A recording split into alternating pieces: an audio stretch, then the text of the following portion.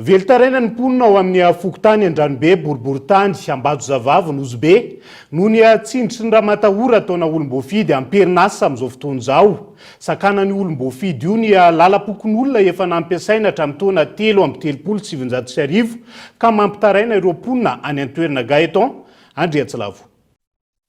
Kibony tany, fandrimpahalemana, olan'ny rano, fanatanjahantena, fananantany sy ny maro hafa. Ahitana fitsapahana andraikitra sy fanararaotam-pahefana ataon'ny olom-bohafidy avokoa ireo ankehitriny, ary maro ny fitarainana voaray mahakasika izany. Izao indray ny eto amin'ny Fokontany Andranobe, boriborin-tany Ambatozavavy Nosy Be, lalana fampiasan'ny mponina hatr'izay no bahanan'ny olom-bohafidy amperinasa. Fa lalana efa nampiasain'ny vohoaka hatramin'izay, lalana karazana hoe fitondrasan'ireo vokatra andreo hatramin'izay.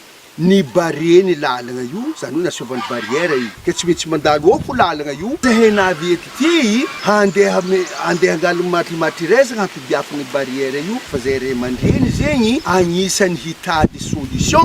Letry baka avy amin'ny plaque agny amin'ny tomobilinazy, kanin'olo fo diaviny baka avy agny. Concession'olo fo andalovan'ny lalana diaviny. Mandeha alo amin'ny tanim-bary io izy, mbala tanim-barin'olo fo koa. Nagnino tsy nasiovan'ny tompony barrière?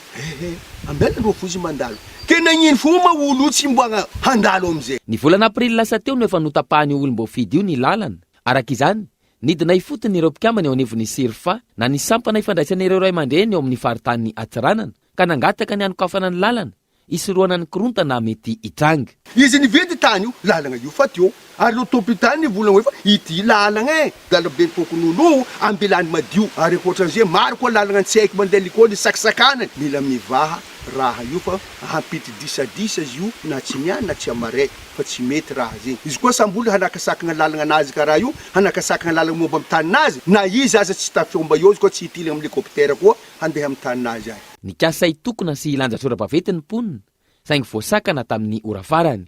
Ankoatra ny tsindry sy ny ramatahora amin'ny mponina ao an-toerana, nilaza hitory ireo mpikambana eo anivon'ny sirfa na ny sampana ifandraisana ireo ray aman-dreny, faritany Atsiranana sy ny mpanao gazety nakasary tao an-toerana io olom-bohafidy amperinasa io.